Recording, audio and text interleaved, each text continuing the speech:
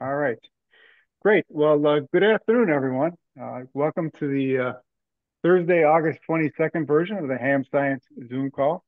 We've got a couple of things on the agenda today. One will be Jonathan Rizzo at about 4:30 talking about VLF to kind of orient us to that rather strange but interesting world. And the other thing that we're lucky to have is Kuldeep. I know you've had some questions about the data and how it's created and maintained and whatnot and so forth on the various systems. And I see Philip Gladstone is here today. So Philip knows as much, if not more, I'm sure, than anybody about PSK Reporter. So I had sent him your questions, and hopefully you sent him, maybe you saw his answers back that I forwarded to you last evening. So if you guys want to, Kuldeep, if you have any questions you want to discuss that, why don't we go ahead and jump in? Yeah, sure. Maybe I will show one of the figures and ask what I'm looking for. I saw the email and thank you for the response. Okay.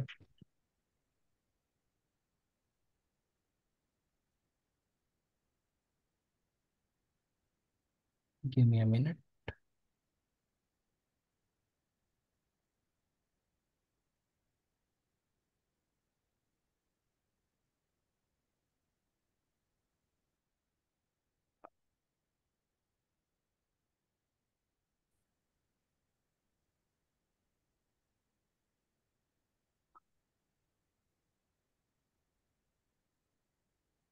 Do you see my screen, which has the word map and some red lines? Yes. Okay. So this is Eclipse Day, and I'm trying to analyze HamSCI spot densities or the connections and trying to see if we can understand how ionosphere behaved from the electron density point of view. Now, this is one of the representations I'm trying. So say I chose 7 megahertz, one particular band, and I choose eclipse shadow at 1945 and see what is the subsolar or sub-eclipse point. Say it is here. And what I do, just select the transmissions which are happening from these places, and let's see where in the world they got connected. And in order to see the history or the evolution of these points which are within the eclipse shadow, I go say 5, 10, 15, 20, few 5 minutes back and 5 years advance. And now in this sequence, what I'm trying to see is how the connections which are within the this locus, say lat long, they evolved over time. And in this case, say, which much earlier at 1910, I saw they were connected to different locations, and one of the connections was also to Europe. But when the shadow went overhead to this spot, the connections were much more pronounced, and they got much more connectivity, say, let's say over Europe and even to uh, New Zealand and say Australia.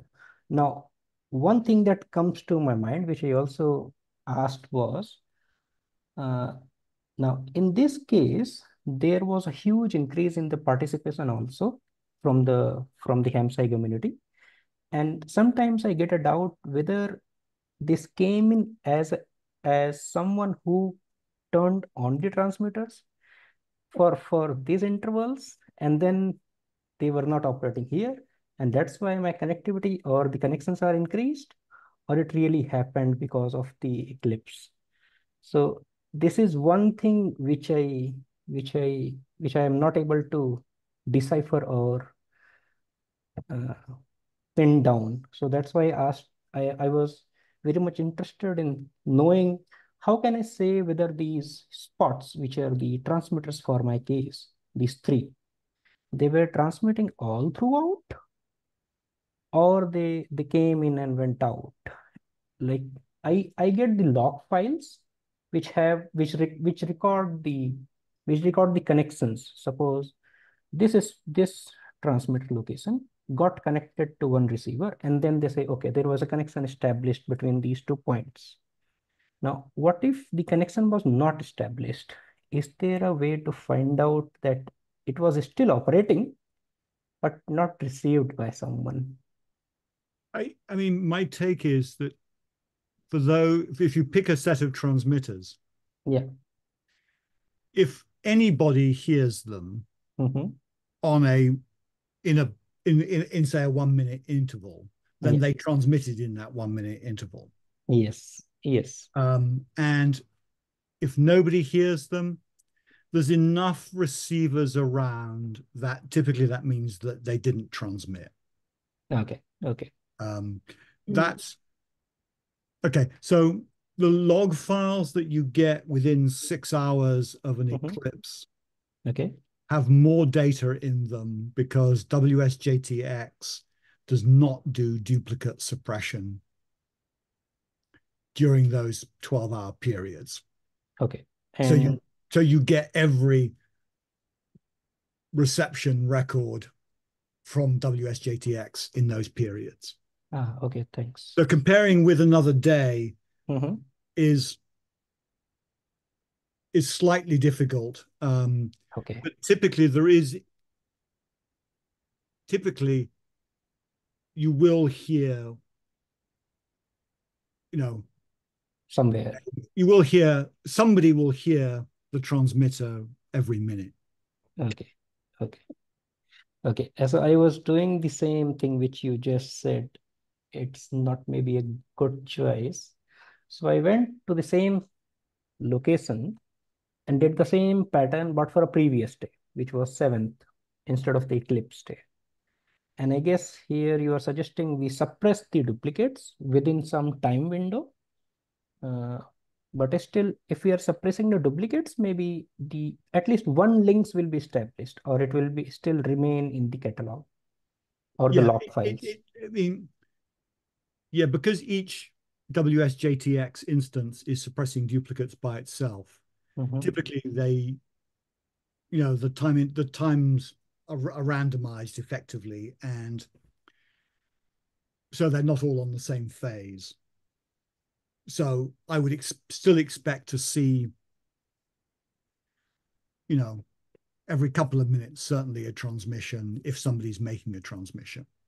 Okay. Somebody's And making a transmission that is detected as being one that WSJTX responds to. okay. And there's all sorts of wrinkles in there. Okay. Okay. And here, when we do the suppression, what is the time window we use to remove the duplicates? It's either 15 minutes or 20 minutes. 15 to 20. Okay. And do we, when we have these logs, uh, I certainly know what are the coordinates for the transmit and receive locations. Uh, do they also measure the amplitude, and is it also logged all the time, or There is an SNR column, I think, and okay, that is the value that WSJTX shows for the SNR. okay, okay, Whether it's right or not, I don't know, but okay, that's where that data comes from. So that's, you say SNR, that's signal to noise ratio. That's not just the absolute signal level, right? No, that's right. It's not the absolute signal level because it would be difficult to calibrate that. Right, right. But given changes in propagation, potentially the noise level can rise, or the signal levels can rise. They could, I suppose, go in opposite directions, but it's important to understand that it's signal to noise ratio, I think. Yeah, and people have looked at that in the past, as I recall, and found it difficult to draw any real conclusions from what's going on because both the signal and the noise vary. okay, okay.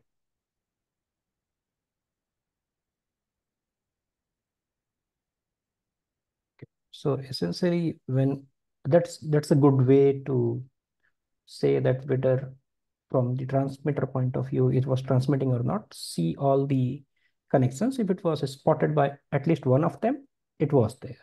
So Yes. we also thought so that we will use the same thing. And if it was spotted, say, in this time window, we will say it was continuously transmitting in this time window, at Yep. least one distance. Now, this one is 7 megahertz, which is relatively higher. When I go to, say, a lower band, 1.8 megahertz, then There's probably much less data there. yeah, and there the change is much more pronounced. It is something like almost nothing is here, say before eclipse, and during the eclipse, I see lots of connections. Now there I struggle because it is, I mean, I'm thinking it is a possibility that 1.8 megahertz is not being received when the sunlight is enough by none of the nearby transmitters or receivers, but when the shadow comes in, it somehow opens up. Now there it becomes challenging because it is not received mostly, but a channel opens up. Now here I get a difficulty more than 7 megahertz because I don't have the clear cut, I mean, at least one receiver's being receiving it. So there I have huge doubt whether it opened up or suddenly the transmitter came in. Yes. Unfortunately, you can't tell. Okay, okay. Um, yeah. Yeah, I mean, it will be interesting to compare with the Whisper data okay. because there typically the transmitters are left on all the time. All the time. Okay. And they also transmit at multiple frequencies. Different Okay, transmitters, yeah, okay, basically, yes. okay, okay, okay. Thanks. So WhisperNet, they are continuously on, they might help. Yes. Okay, thanks. Or at least it might allow you to validate Yeah. um, whether your graphs are looking plausible or not. Okay, okay. Yeah. So these are the main doubts I had.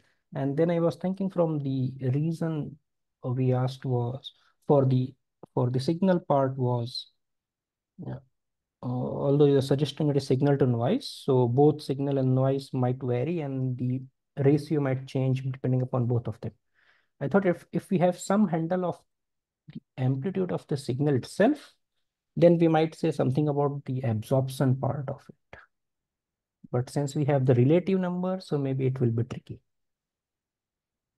Yeah, I mean, the only thing, well, I mean, you could always reach out to in this example, you're the three transmitters that you're tracking Yeah. and figure out if those guys are, are they 5 watt, 50 watt, or 100 watt Mhm. transmitters and what they're transmitting into. Um, Okay. but yeah. Okay. I have a couple of comments. Um, First, that with Whisper data, as Philip mentioned, then the data that's acquired by Whisper daemon users has not only the SNR, but also the noise level measured at the same frequency and at the same time as each 2-minute Whisper reception.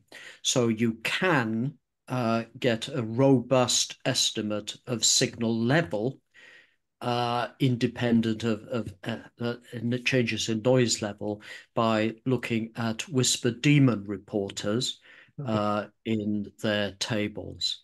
And the second thing, I mean, I've just brought up here just a simple line graph of the Whisper spots from all UK 7 megahertz transmitters received in grid FN, sort of New England, New York area. And what it shows on the 8th is that 7 megahertz opened earlier than it did on evenings before or after the eclipse. Okay. Maybe. Sorry, can I interject, Gwyn? With that comparison there, are you saying that opening up earlier. Yep. Obviously, the eclipse is having some effect on propagation, but was there any observed dropping off of signal as the eclipse passed by? Because it's still, the Atlantic was still in sunlight at that point. Do you Yeah, understand me? I suspect, if I was looking at this, the hypothesis would be that the reduction in absorption, deviative and non-deviative in the D and E layer was a bigger effect at 7 megahertz for the early evening than the drop in the FO, F2, the critical layer frequency for 7 megahertz. Okay, thank you. That would be the hypothesis to test. Mm-hmm. Yeah. Yeah, on that, I just wanted to add one more point. So for one of the work, I am also looking at the digisound FOF2 and E region densities or plasma frequency. And yeah, F1 or around 160 kilometer, 100 kilometer, it is exactly traces the eclipse shadow obscuration level, one-on-one overlapping. And F region kind of has 40 or 50-minute lag. And so even when this eclipse comes in, it doesn't go down immediately. It has a lag both in the decay part and in the recovery part. Digisones have this in the observation. Yeah.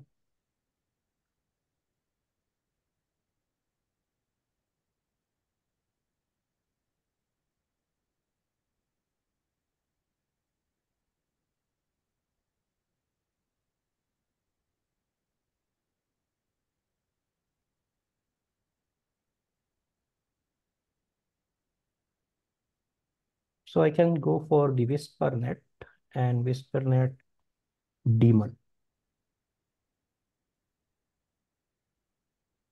First will help to see the continuous transmissions, and the second one will help with the magnitude part of it. Did I get that correct?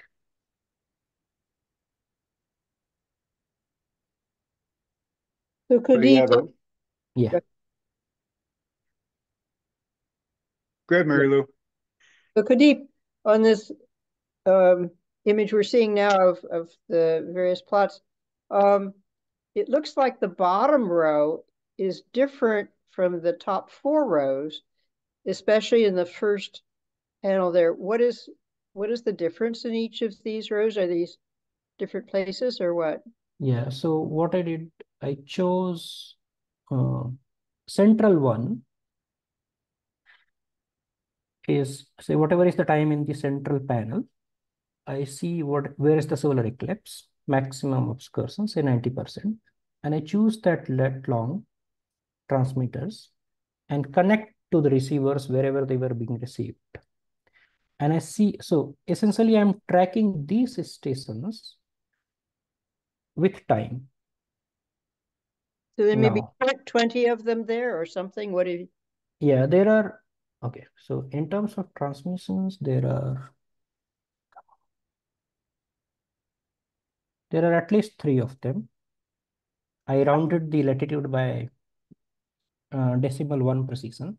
So if there is a decimal 2 precision, there might be more. So there are 3 transmitters at least, and they got connected to various places. Sorry, at this time. And what was happening to the connections which were happening from the same set of transmitters before is this. Like before 1945, 1940, 1935, 30, 30, and 10. So this is the time when the maximum eclipse shadow is seen. And before that, the shadow was coming in. After it, the shadow goes out. So once the shadow is coming in, we have much more connections. And in last meeting, one of you suggested why the second hop, I was suggesting the second hop mode of the 7 megahertz where it got connected, that 6,000 kilometer band. So this is exactly that same figure, but in the geographic plane.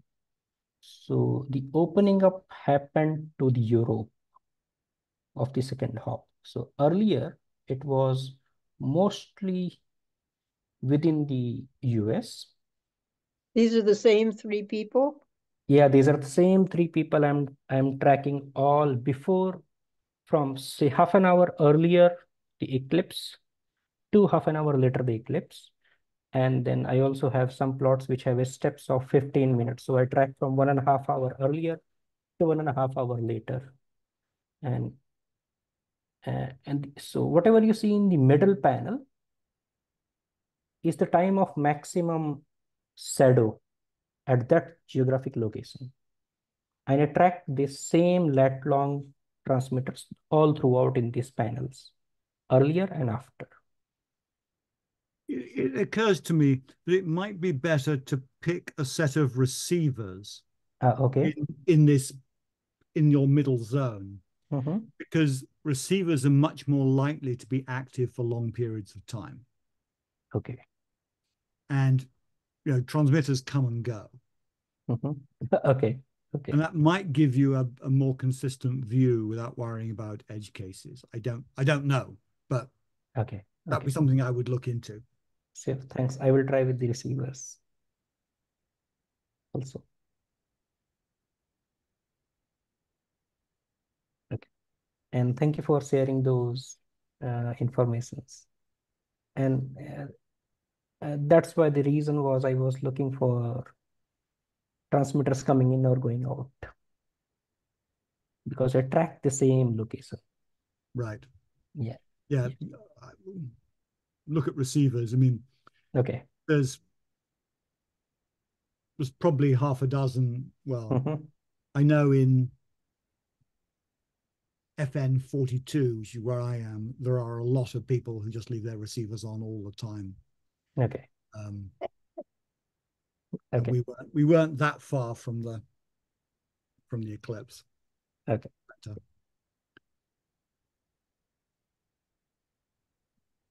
Do you have a moment for me to be able to show a different form of presentation of the whisper data, Kuldeep, that may give you a clue? Yeah. If I So this is based on whisper data, where it's in a heat map format. So the color goes from blue, which is one spot in each time interval, up to over 900 in the very dark reds.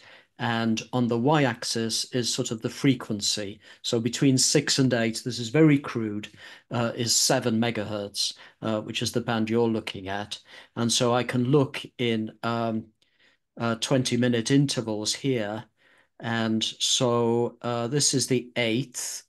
So I have my cursor there now. At 1920, the band opened and it had a count of 18 at 1920. And then at 2000, it had a count of 65 on the eclipse day. So 18 and 65 at 1920. You go to the previous day, 1920, the count was 1.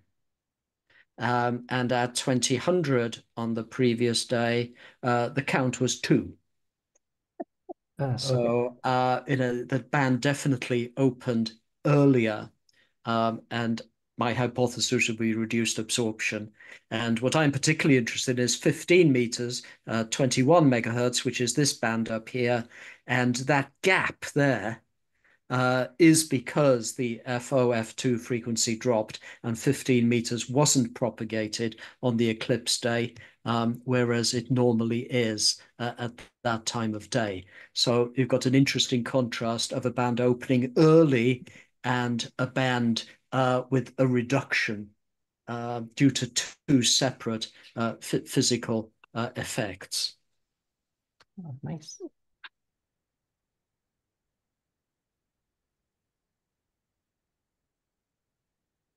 Okay, thanks for sharing that. And when you had the counts, these are the counts of the number of transmitters being received, total count? That particular one again was all UK transmitters Okay. to grid square FN anything. Okay. So it's a large geographic area, but it certainly does mean that you get a large number of reception reports in a 20-minute interval. Um, it, and it, I find it makes it easier to look at the large scale, Okay. given that the eclipse event was a large scale event. Yeah.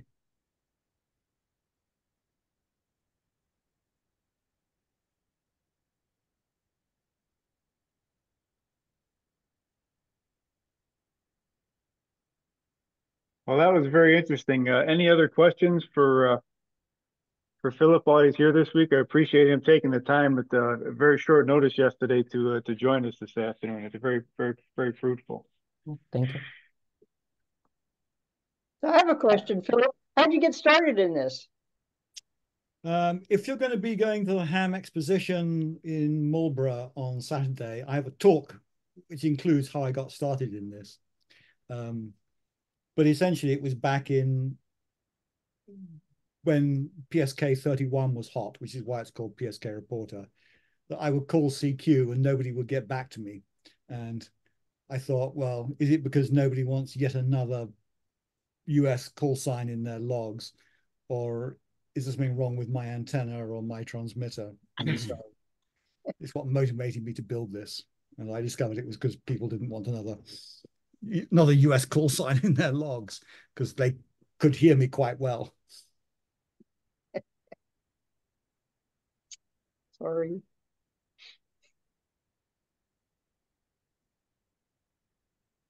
All right. Next, I've also contacted Pete Smith, November 4 Zulu Romeo, who has got a lot of the technical information behind the reverse beacon network. And I didn't want to get too many things scheduled for today, so I'm going to try and get Pete, one, to answer your questions, Kuldeep, and two, to join us next week potentially. So I'm working on that. And then I'll talk to Rob. Maybe Gwen is the best person, but I'll see if there's somebody else, or maybe Rob himself would like to speak on some whisper demon questions. That's certainly his area of expertise. So we've got some more people to talk to on this subject. Okay, if it's okay with the group, I see Jonathan has joined us. Jonathan, are you ready to jump into your VLF talk this afternoon? Must be home from work and ready to do a little ham sci. Sure. Yep. I actually just got home. I have a presentation prepared. The it is an introductory, very introductory, very basic. I tried to make sure to limit the amount of information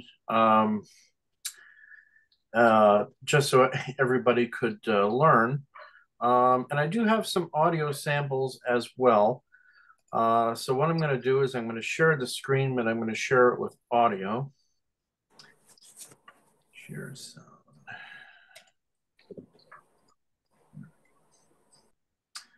And yep. And unfortunately, with the way that my computer is, unfortunately, this is the view. I can't put it in slide view, so my apologies. This is a short talk that I put together to talk about VLF natural radio. It's a subject that's kind of a niche topic among hams, and it is it's considered a subset of radio astronomy, even though the signals are some of the signals are terrestrial, but they're not extra terrestrial in origin. So let me get started. So the first thing that I wanted to cover is the VLF and ULF bands. Actually, I meant to put in here ELF as well. I apologize for that. So when I talk about VLF, I'm usually talking about these three bands: the ELF band, the extremely low frequency band, the ultra low frequency band, and the very low frequency band. And they all span from 3 hertz to 30 kilohertz. And when people in the community, when they talk about VLF, this is usually what they're talking about. And what I wanted to touch upon was this illustration over here. So this is the VLF section. This has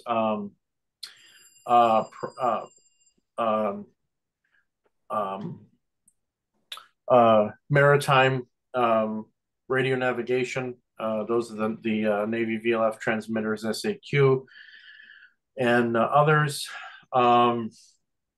Also, the old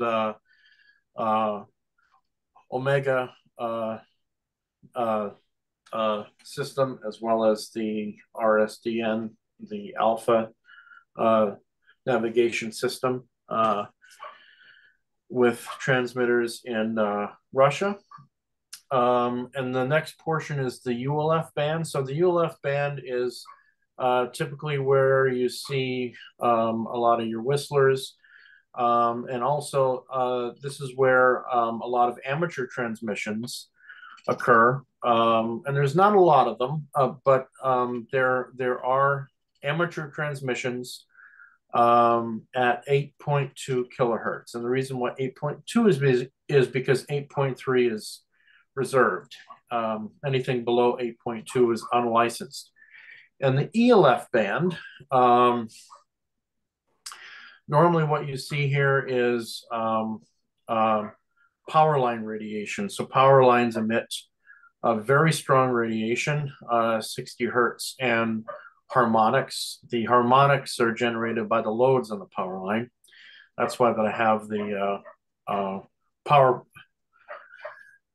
masts here, because they're those are probably the biggest issue in VLF listening and analysis, is that these signals are so strong that they can overcome the natural signals that you're interested in. So there's methods and ways to get those filtered out. Now, propagation with VLF waves is different than medium frequency and high frequency. So in this diagram over here, this illustrates propagation of VLF waves, which is a waveguide propagation. And the waveguide, it's a spherical waveguide. Many microwave people are used to circular and rectangular waveguides, but this is a spherical waveguide where the boundaries are the D&E layers of the ionosphere and the Earth's surface here. And this section here, this is called the Earth ionosphere waveguide. So when I refer to this, this is what I'm talking about. So HF refracts in the ionosphere, but VLF propagates in waveguide mode, and obviously microwaves go right through. So that's another distinction that is different from amateur HF, and that's an important thing to realize. So one of the most common signals that anyone will hear and detect in the VLF band are spherics. Spherics are short are short for lightning atmospherics. So those are the radio waves that are emitted by the channel, the conductive channel of a lightning stroke. They are short duration. They are a short duration impulsive broadband emission. Most of the spectral power is contained in the ELF, ULF, and VLF bands. They can propagate tens of thousands of miles through the Earth ionosphere waveguide, and they occur constantly, all the time. Even in wintertime, they can still be detected. And I'm going to see if I can, hopefully you guys can hear this. This is,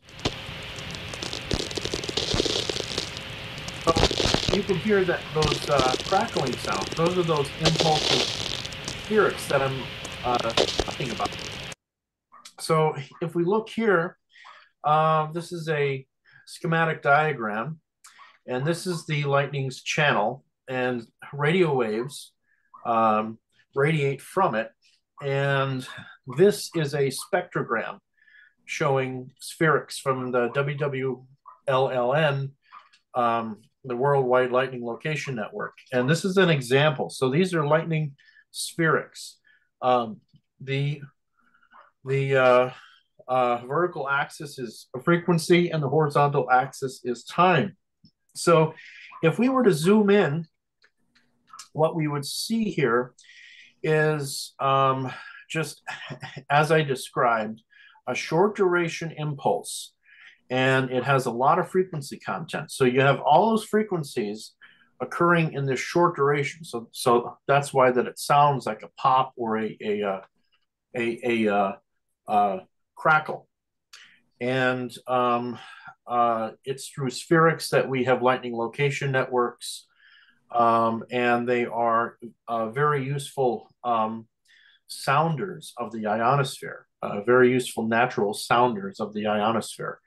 And there's lots of studies with them. So this is kind of what I wanted everyone to see is that the nature, the properties of these spherics, and everyone's kind of everyone's kind of used to them when they obviously turn on their rigs or their AM radio. They could hear static when there's a thunderstorm. So at the higher frequencies, spherics are obviously very broadband from DC to daylight. So at the higher frequencies, they don't obviously propagate very far. So normally what you hear on your radios are nearby lightning. But with VLF, you could hear lightning from over 10,000 miles. So so in the VLF band, there's very low loss, so they propagate for tens of thousands of miles. If we were to look at a whole day of spherics, so this is a compressed spectrogram, and this is a whole day of spherics. So obviously, throughout the day, there's actually quite a lot of spherics, thousands and thousands right here. The vertical axis is frequency, and the horizontal axis is hours, UT hours. And I mentioned the Earth ionosphere waveguide, and those with microwave backgrounds know that waveguides have modes. So one of the modes of the Earth ionosphere waveguide is this attenuation between 2 and 4 kilohertz. And this is most prominent during the day. This attenuation is the delayer is primarily responsible for it. So if you were to look at spherics during the day, you would normally see this region, that it's actually very attenuated. But at nighttime, when the D layer disappears and we're getting more influence of the E layer, you can see that there's much less attenuation. But you still have propagation modes in those waveguides, or in the Earth ionosphere waveguide. And it turns out that around 1.7 kilohertz is actually one of those frequencies, one of those modes, and harmonics thereof.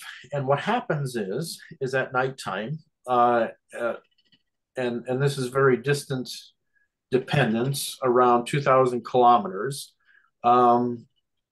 you can get a slight frequency dispersion of a couple milliseconds around 1.7 kilohertz and any harmonics, and that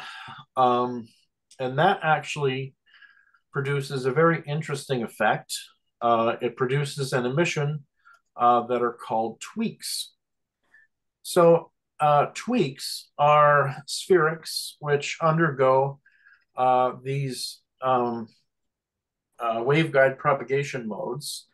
And you can see around in these spectrograms, these are signals that I captured in 2014.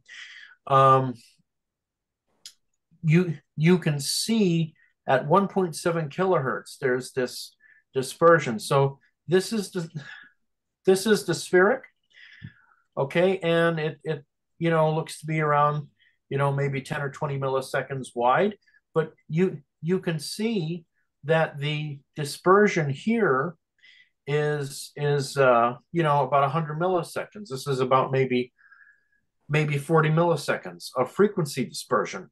So at these frequencies, if you were to listen to this, it actually kind of sounds like a pinging sound, or the sound of raindrops hitting a metal roof, or the rattling of a metal fence. These tweaks primarily occur at nighttime, but they don't always occur because it depends on distance. There could be lightning spherics that propagate that are actually too far and won't excite these modes. So this is an example of what they sound like.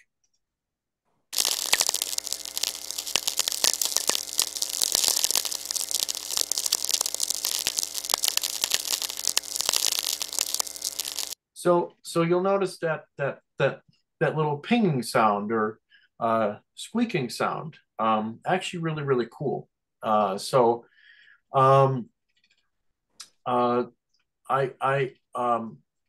Many years ago, I would actually listen at night, and I would actually listen to tweaks in the summer.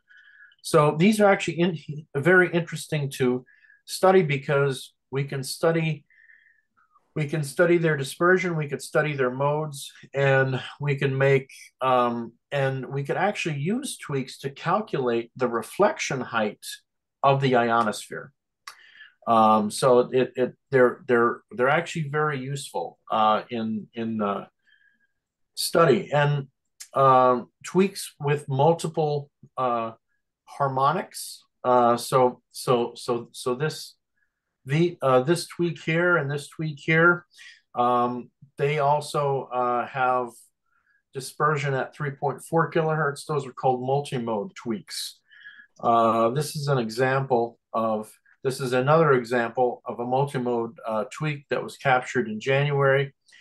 And you can see, around 1.7 kilohertz, around 3.4. These usually always occur at my local time. They usually occur middle of the night, depending on the storming. But what were to happen, let's say, if these spherics were to escape the ionosphere, what would happen then? Well, if they escape the ionosphere and undergo propagation through the magnetosphere, these tweaks are called whistlers. So whistlers are actually what got me involved in this whole thing. In 2013, I first listened to a whistler, and I was blown away that you can have a natural process create something sound so coherent. Cool. So what happens is that one of these short duration spherics, right? So will leak out of the ionosphere through a cone. And what it'll do is it will propagate through a duct, which is formed by solar wind plasma that aligns itself on one of Earth's magnetic field lines. And the electron density of that plasma actually determines the frequency dispersion. And as it travels, the lower frequencies are actually delayed, and they arrive later than the higher frequencies. So the wave will propagate from one hemisphere to the other. And in the spectrogram, you can see here that these are the higher frequencies. And as time goes on, the lower frequencies arrive later.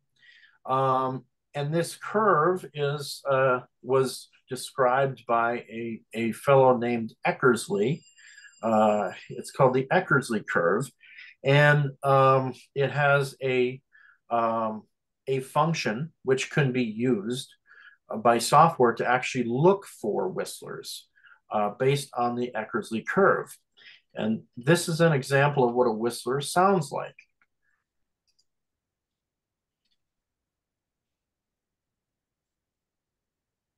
If it plays.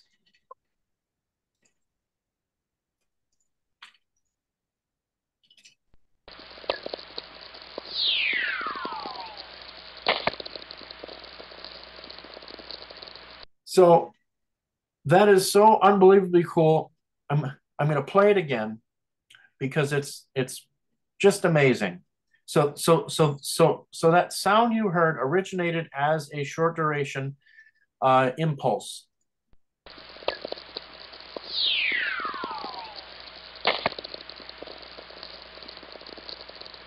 Really, really, really cool.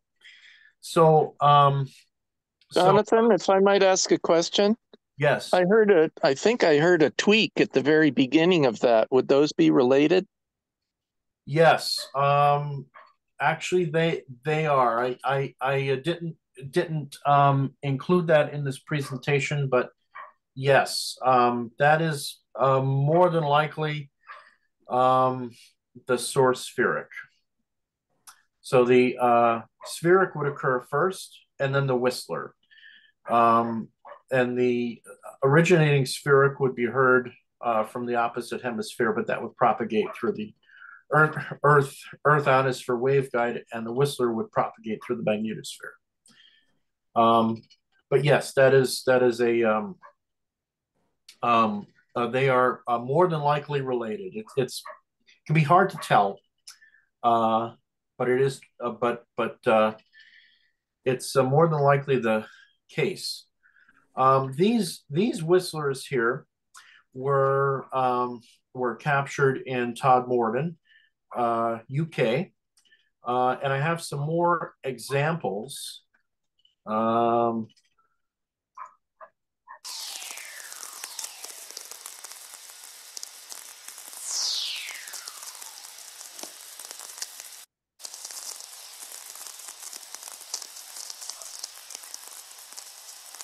And I have this here. This is a Whistler storm. So Whistler storms occur when you have, multiple spherics propagating through these ducts.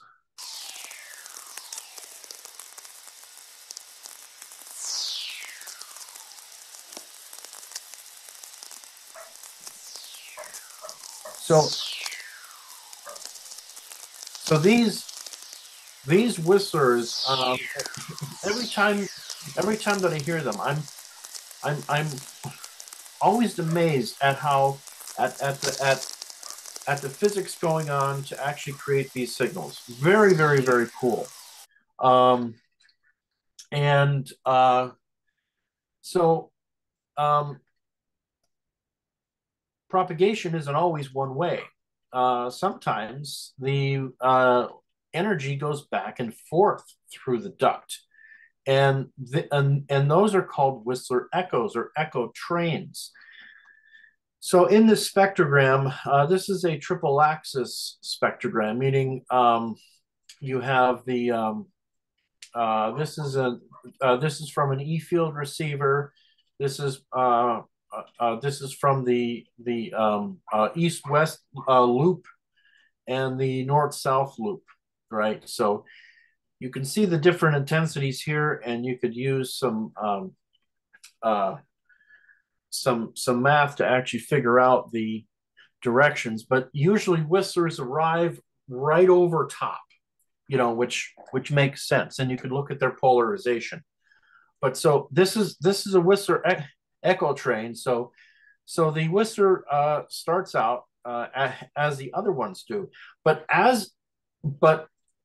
then the energy reflects back back through the duct.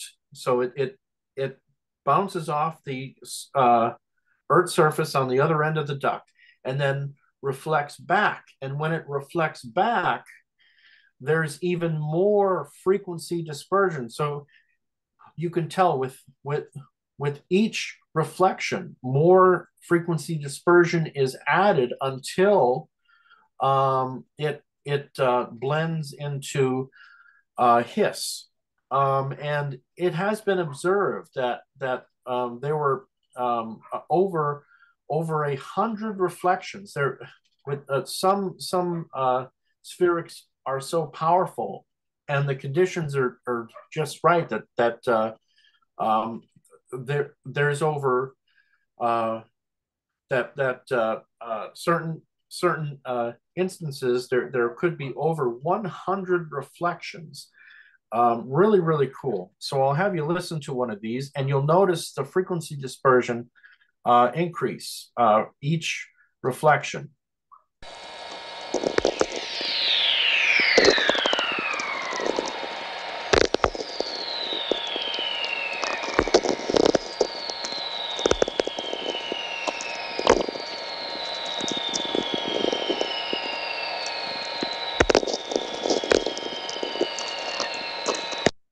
Really, really cool. So anytime that I actually detect a Whistler echo train, which I have not detected at my VLF receiver yet, but they definitely do happen. This one, I'm not sure where the recording was made, but this spectrogram specifically was also from Todd Morden. You can see these pulses here. Those are the pulses from the Russian Alpha navigation system transmitters, which is heard quite frequently. This is this is a signal called dawn chorus. So dawn chorus originate from plasma interactions in the magnetosphere, often related to geomagnetic activity. It's a fairly complicated process that I don't fully understand. But what happens is that these emissions sound like peepers or tree frogs, and it kind of resembles bird song at dawn because there's all these emissions going on, one after another. Sometimes there are individual emissions, and those are called periodic emissions.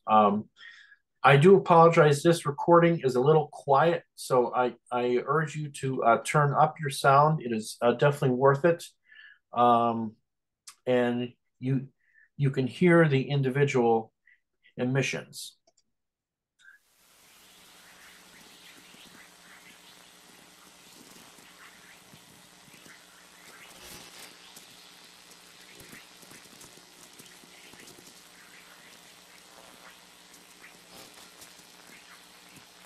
So for those of you with your volume all the way up, you could hear these individual emissions. And this is really cool because sometimes, so we have a chorus band here, but sometimes there are multiple chorus bands. There was a dawn chorus event that had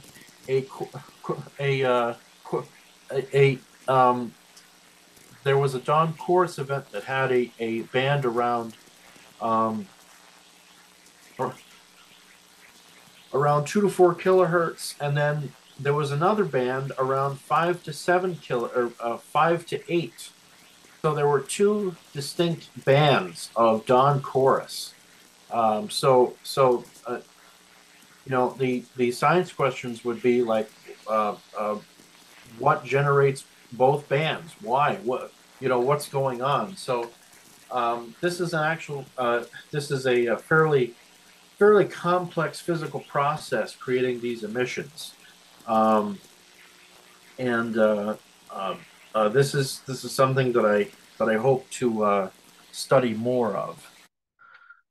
This is so when you have multiple VLF receivers installed at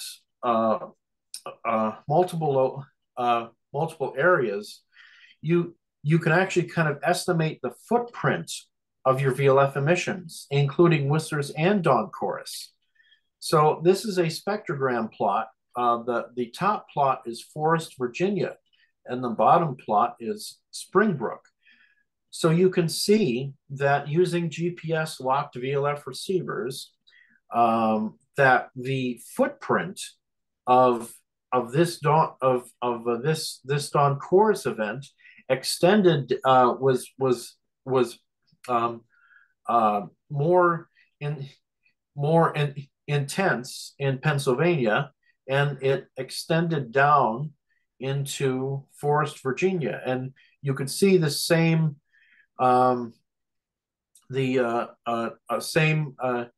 emissions, but they were just weaker. So multiple VLF receivers, GPS locked, can allow you to see and understand the footprint of these emissions, which is really, really cool.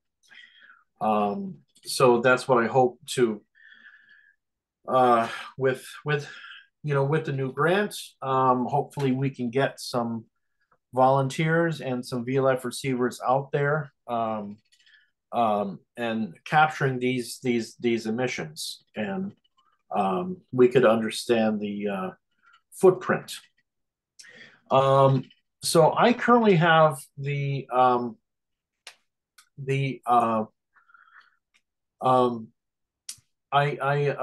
currently have the receiver uploading data to a server, and what it does, the software actually looks for the Eckersley curve that I was talking about in whistlers. These are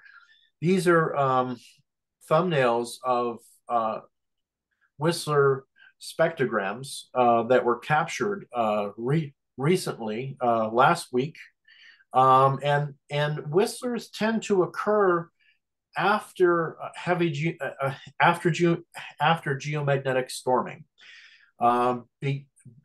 because apparently during the recovery process, it either creates or enhances or both these ducts in which whistlers can propagate.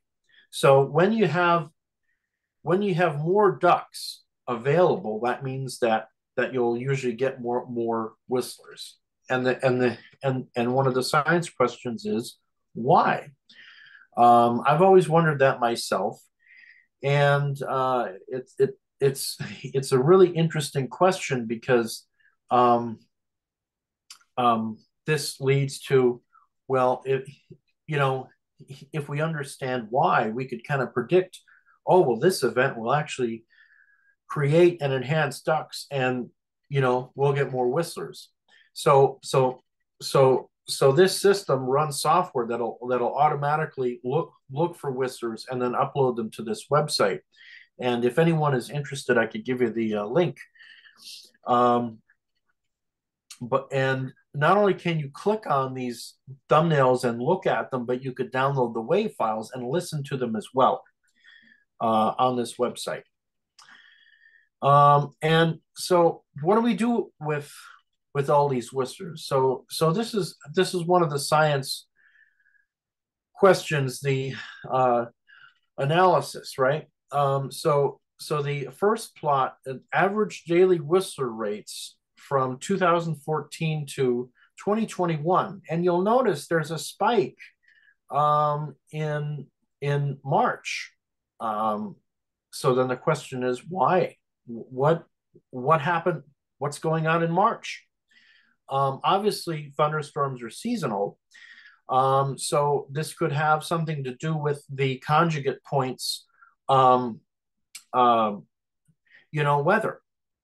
So this was actually captured for these years, and so it's this is actually pretty interesting. Another interesting thing is that so these are yearly whistler rates. Why did we have less than 100 whistlers in 2014, but close to 700 in 2015? Also very interesting questions. So and this next slide kind of leads into clues as to why, right? So this slide shows yearly whistler rates in Todmorden, UK, from 2008 to 2020, and you could see there's kind of like a double peak right here in this histogram. This is the yearly sunspot counts, right?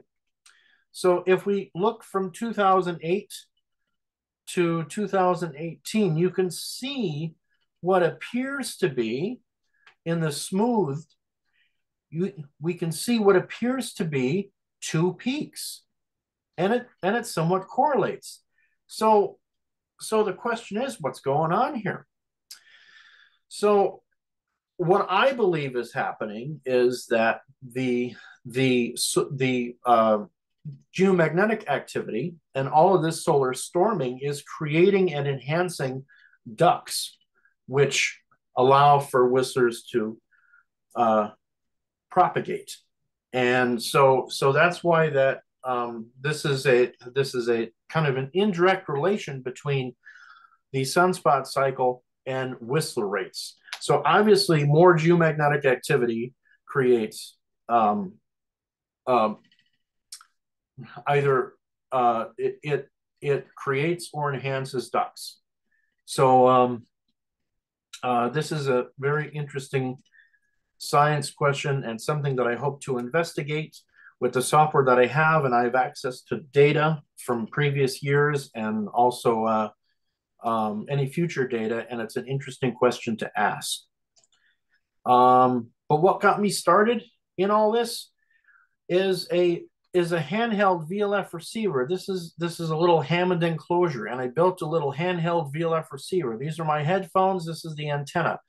And where I used to work, the power lines were underground, so I was actually able to listen to spherics and tweaks during my break, and it was absolutely fascinating. And I also had other employees that I knew also listen in. So it was really cool. The person that got me started with all of this is Steve McGreevy. He was into this for many years, and sells receivers that you can buy and use. So I bought one of his receivers, and this is how I got started. And what it morphed into was um, installing a VLF system at Nathaniel's house. We can you you can see here that we had to dig a quite a big trench, lay some conduit and some cable, so the grass could be cut. But we were able to get that all done. This is the VLF receiver. Actually, the VLF receiver is right here in the bottom portion of this pipe. It's a little preamp, and this is the antenna element, and this collects VLF spectrum from up to 48 kilohertz. So this is currently what's running at Nathaniel's house, and this is what I hope to have at other locations as well. So there's hopefully a lot of exciting things to come, a lot more work, but it's this sort of study has many implications in understanding the ionosphere and the magnetosphere, that we would never be able to do without these emissions. So with these science questions, you could pose even more questions, and go deeper into the science, which will lead you to areas where you wouldn't normally be, with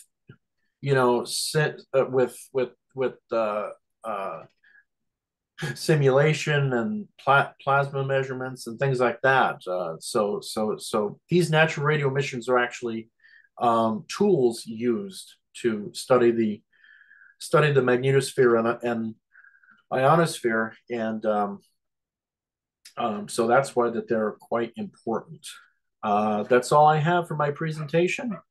Thank you very much for allowing me to talk about my passion. It's more than a hobby. It is definitely a passion. So thank you all. And if you have any questions, I am here. So I have a question for you, Jonathan. Yes. Because you're basically hearing somebody else's lightning storm. Yeah. Does the number of these things go up a lot when we have hurricanes in September? Yes, actually. So if you were to, when there's when there's nearby storms, you tend to hear other people's lightning.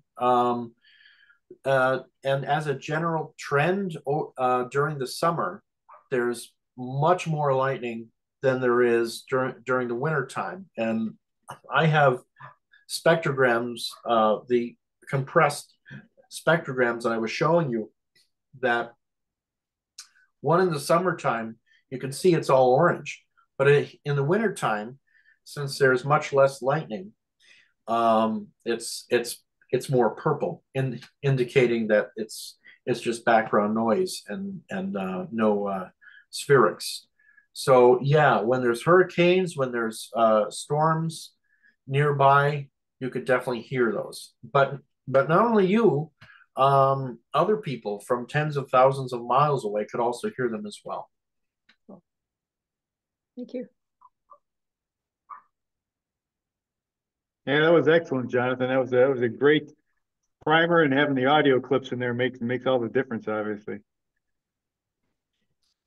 Thanks, Gary. Thanks for that. Yeah, it's much better when you actually experience it. Obviously, you could look at spectrograms all day, but it's just not the same as actually hearing these emissions. So that's why that I do like to have audio clips to kind of have people experience the same thing that I did when I first heard them. One of the great things about the software that I use with my VLF receiver is that you could listen live to the VLF spectrum, just like you would go out in a remote location with your portable VLF receiver and listen with your headphones. With these systems, you could actually listen to the stream over the internet. So you can be in the comfort of your own bed. I was back in April. It was early morning, and I was listening to the spectrum. I actually left it on all night, but it was early morning, around 4 in the morning, and I heard these whistlers coming through, and I thought, what's going on? But so one thing that I always wanted to do was hear whistlers live, and I haven't been able to do that. But that was the first time that I was actually able to hear whistlers live, or at least delayed about 11 or 12 seconds. But with the miracle of modern technology and software, you could be in the comfort of your own bed, and you could have the receiver in the harshest of conditions and be able to listen just like you were there. So any more questions?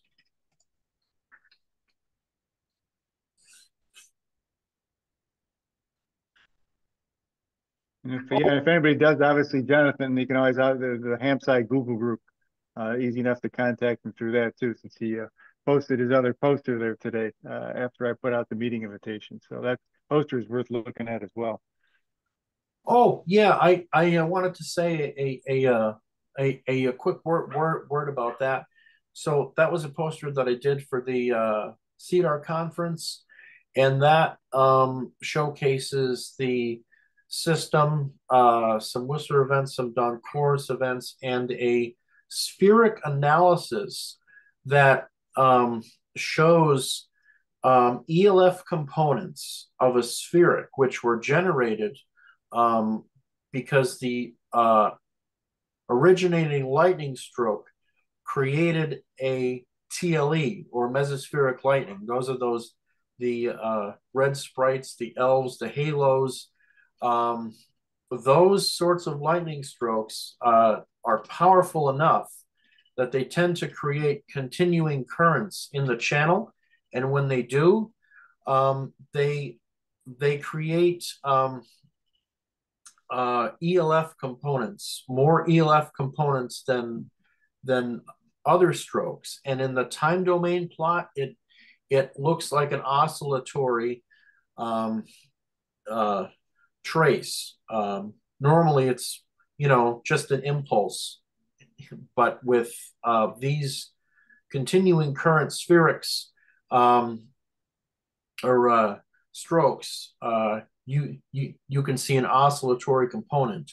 Lastly, there was I posted a link to the latest Inspire journal. So the Inspire project was a project led by NASA that sold VLF receiver kits to anybody that wants to buy them. They were originally sold for experiments with the Challenger shuttle, and since then they were used by students of all ages,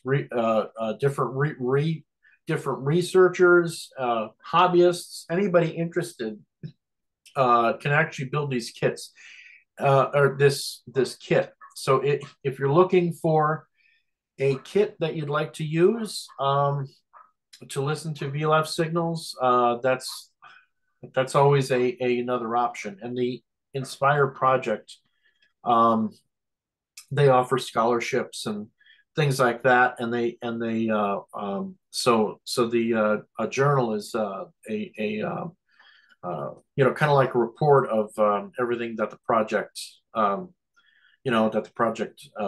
covers, and it mentions use of the VLF3 receiver as well.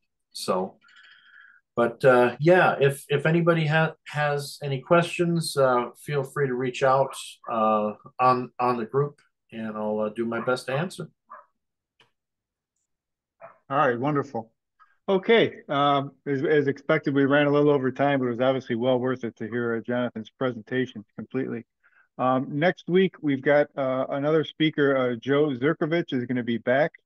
He was here approximately a month ago talking about sporadic heat a little bit, but he's done some audio analysis of CHU reception from his home during the April eclipse. And he's presenting some statistical methods to look at those audio clips. So that's one, I think it'll be interesting to see what he saw in the data. And two, I think it'll be good to kind of add to our toolkit for some of us to see some of the other methods we might use to analyze some of these copious quantities of data we're all coming up with. So anything else? Otherwise, we'll close out the call for this week. Very good. Again, thanks for Philip for stepping in quickly and helping Kuldeep and the rest of us understand some of the PSK reported data. And hopefully we'll get Pete or maybe Rob Robinette in next week to talk about the data sources that they're most familiar with. So for now, 73 all, have a great week and have fun on the radio. So long.